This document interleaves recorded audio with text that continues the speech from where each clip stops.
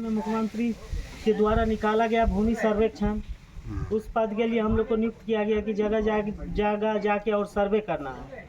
उसमें होगा जितना भूमि विवाद जुड़ी हुई मामला उसका निपटारा करने के लिए किया गया। इसके लिए ये फॉर्म आपको दिया है भरने के लिए, रैयतों के द्वारा स्वघोषणा पत्र है, P2 है।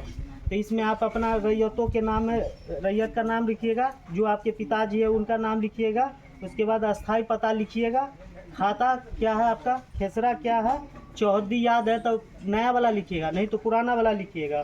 और जमीन किस किस्म का है, फीट है या धनहर है और आवासीय जमीन हो तो आवासीय है तो आवासीय लिखा है, जमाबंदी संख्या याद है तो वो लिखिएगा।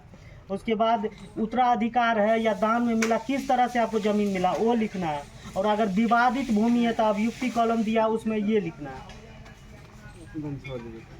और ये वंशावली है तो वंशावली अगर किसी एक या दो भाई के नाम पे है तो ये तीने कॉलम दिया, सिर्फ एक दो नाम के लिए बनेगा या सरपंच साहब के द्वारा वंशावली बनेगा। एक सादा पेपर ले लीजिएगा, उसमें वट वृक्ष जैसा होता है ना, दादाजी के नाम, उनके दो बेटा है तो दोनों साइड अधिकार, तीसरा नाम भी रहता है, उनके बेटा का भी 2-3 बेटा है तो वो दर्शा दीजिएगा। उसके बाद उसमें सरपंच साहब का मोहर लगा के वो भी आप दे सकते हैं तत्काल मुझे। और बाद में अपना वंशावली सरपंच साहब से बनाइए या कोर्ट से बनाइए। और जमीन क्या बोलिए इससे बढ़िया कौन होगा सर? सरपंच कहीं से भी बनाया बढ़िया है, सरपंच एक सादा पेपर ले लीजिएगा, सही रहेगा। और ये भी सही रहेगा कि आप जैसे हम गए थे सरपंच साहब से मिलने के लिए, जी तो वो बोले कि हाफी डिपिट करा के लाइए आप। हाफी डिपिट करा बस आप हाफी डिपिट करा के लाइए तो वंशावली बनेगा, वो सही रहेगा। जो सरपंच साहब का नियम है जो कर रहे हैं तो कर लीजिए। हमको देखिए, हमको आप सादा पेपर काहे बता दिए, वो भी बताते हैं। अब पूरे पंचायत का सरपंच साहब को फुर्सत नहीं है कि बैठ के वो बनाते रहे।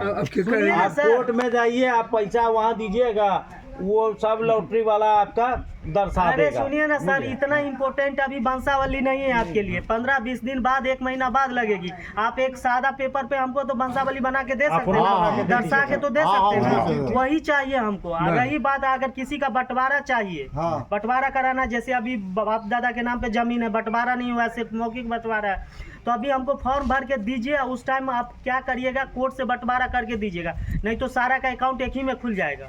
अलग अलग बंटवारा दर्शाइएगा ना, बंटवारा नामा बनवा लीजिएगा, बंटवारा कोर्ट से बनेगा। कोर्ट से बना लीजिएगा, कोर्टे से बनता ही ना। कोर्ट से बने कोर्ट कैसे बनेगा?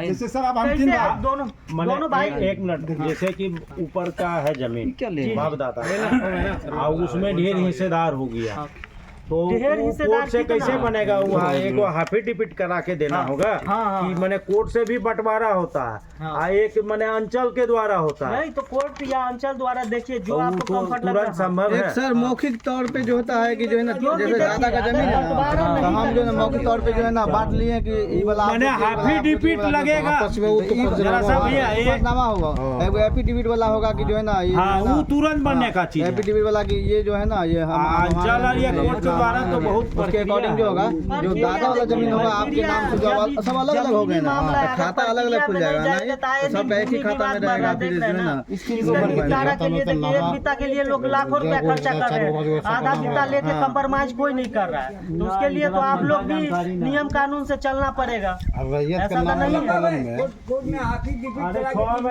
अरे कहीं से बंटवारा करवा लीजिए, खाली अलग अलग रहेगा उस टाइम हमको कुछ नहीं। अगर नहीं भी कराइएगा तो हम क्या करेंगे? जितना भाई है सबका नाम ऐड करके एक ही में अभी है, अभी जो है इसके नाम पर आना है, खतियान दिखाइए हमको। खतियान खाली देख लीजिएगा, मान जाइए। खतियानी जमीन वेरिफिकेशन हम करेंगे ब्लॉक पे जाके, ऐसा मान कैसे जाएंगे? अभी आप दे दीजिएगा तो हमको सिर्फ का 10 दिन बाद आपको फील्ड पे उतरेगा। ये चीज तो आप ऊपर से भी चेक कर सकते थे, रजिस्टर्ड टू में किसका नाम पड़ा हुआ है, सबका रजिस्ट्रेशन चढ़ गया ना, ये इसका मोटेशन हो जाएगा, मोटेशन हो जाएगा, उसका रजिस्टर्ड टू में अभी चेक नहीं होगा। सारा आप लोग ये और वेरिफिकेशन आप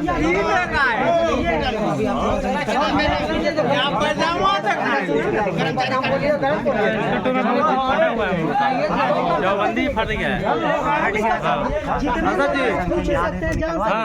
नहीं निकलता है, बहुत आज साल भर से परेशान।